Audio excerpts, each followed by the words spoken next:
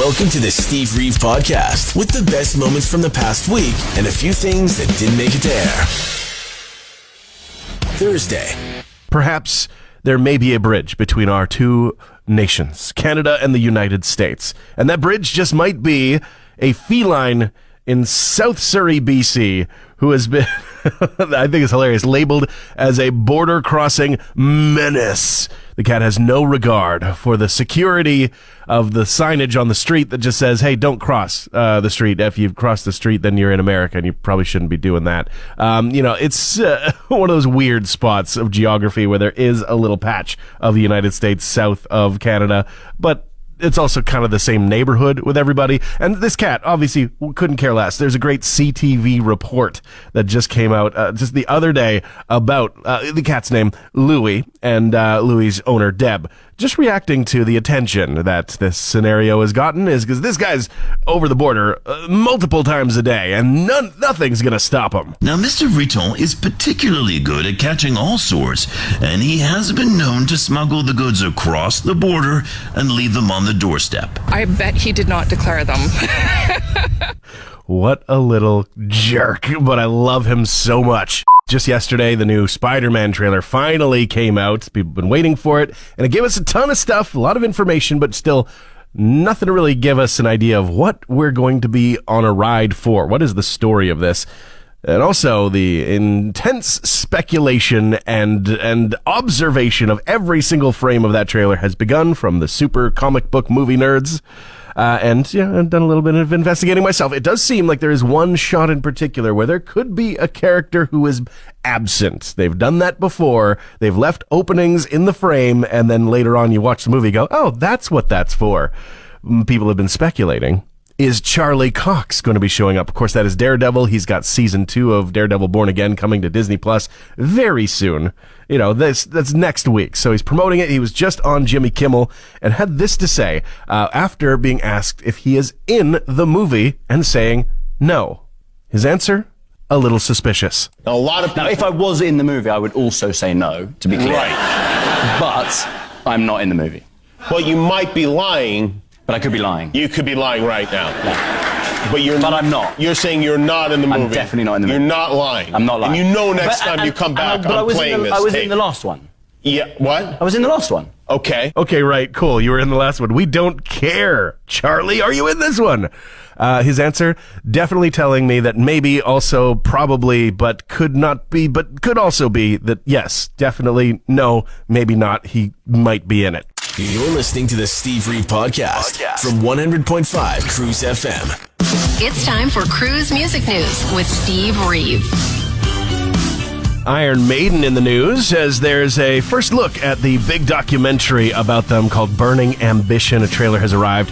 The movie is going to arrive in May in cinemas, though no word on if it's going to arrive here or if we will even have an open theater by that point.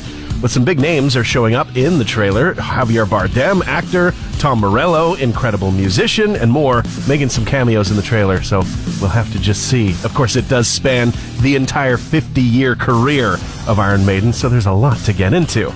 Dave Grohl reflecting on the death of Taylor Hawkins, he says that he still has a hard time making sense of it and that it made him question everything about life. A lot of that has been, apparent in the music that they've released since then. They're, of course, promoting the upcoming record with the single already out called Your Favorite Toy. That album out April 24th. And, of course, pre-saving already available for it. The Prodigy, celebrating a milestone, 30 years of Firestarter. They do say that fittingly for the title of the song, it exploded from nowhere. They say they're very proud of it and, of course, are proud for Keith, the no longer alive frontman of the band, Keith Flint. And it's just an incredible song all the way back to 1996, March, and that means that the 30-year mark is hitting as we speak. No word on any special re-releases or new albums to be able to grab from the band, but that news may be coming in the future. They are focusing instead on a live tour through the UK and Ireland. It kicks off in April. That's it for your music news this morning. I'm Steve Reeve. Hold on. American Gladiators is coming back again? Did I miss something? I feel like I totally just must have missed or blanked out on the announcement, because they are already promoting the release date on April 17th on Prime Video. I guess first 3 episodes are going to drop with a full lineup and everything, with sure to be fan favorites like... Allow me the pleasure of introducing you to Blade, Laser, Blazer. Oh, wait, no, sorry, hang on. That was actually a clip from 2004 film Dodgeball, the reboot of the classic 80s show that I watched a ton of when I was a kid. Is going to feature male and female hard-bodied hopefuls against a new crop of 16 title gladiators, with some returning challenges from the old show and, of course, some all-new ones. I just hope that they don't lose too much of the 80s style for the revamp, when they boasted such incredible descriptors for the show, like... exciting, confrontational, visually interesting. Visually interesting. Absolutely incredible stuff. Friday. I actually didn't realize it going into today, but double-checked it this morning. The scientific start of spring is today. If you want to count it as the first full day of spring, tomorrow, whatever. But this morning at 8:46 a.m. specifically in Canada, in our time zone, it will officially be spring. And I cannot wait. We get to celebrate the changeover together. Obviously, we still have some cold and some snow in our future. I mean, don't trust it until we're even past April. We've had big snowfalls end of April. It can happen. But the point is, the melt is almost on. We'll be seeing green grass so soon. Please come soon. Okay, pardon me. Sorry. I realize I'm a little desperate at this point, but I don't think I'm the only one. Few stories for you this morning, led with new singles and new admissions from big bands, one being the Foo Fighters. They've got a brand new single out as of today, also to support the upcoming album called Favorite Toy. And now Dave Grohl actually opening up about his admission of infidelity from a while back. Says since then, he's been in therapy 6 days a week for 70 weeks, 70. He needed to stop and sit with himself and reevaluate himself. And that's, quite a big feat, quite a long period of time, and obviously dedicated to doing more. And, of course, more music being rolled out at the same time. That's why he's being asked all these questions, I'm sure. Muse from over the pond in the UK are also dropping a brand new single, brand new album. They actually had a new Be With You single released just yesterday, but the album is called The Wow Signal. People saying Muse don't need to adhere to any genre because they simply are a genre into themselves. But to support all of this, they're announcing an intimate surprise show at the O2 Academy in Brixton, which of course we won't be able to get any tickets to from way over here, but enjoy it for those who can go. And not something that is usually in music news for us, talking about a rave, but this one is wild. Elijah Wood himself is going to be DJing at what's called a full-blown Lord of the Rings rave experience. Costumes are encouraged, so dust off your cloaks and sharpen your elvish ears.